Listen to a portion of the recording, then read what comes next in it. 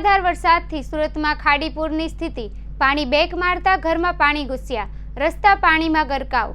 સુરતમાં પડી રહેલા અનરાધાર વરસાદના પગલે ભારે ખાનાખરાબી સર્જાઈ છે। સુરતમાંથી પસાર થતી ખાડીઓના જળસ્તરમાં વધારો થયો છે, જેના કારણે હાલ પાણી બેક મારી રહ્યા હોવાની ખાડીપુરની સ્થિતિ સર્જાઈ છે।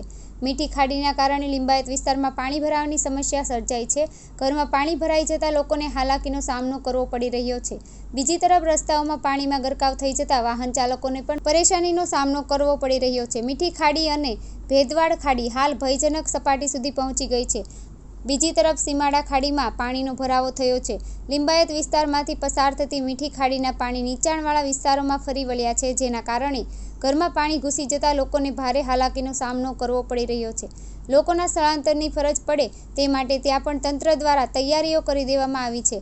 જોકે વરસાદ થોડીવાર વિરામ લઈને ફરી શરૂ થયો હોવાથી લોકોને ચિંતામાં વધારો થયો છે।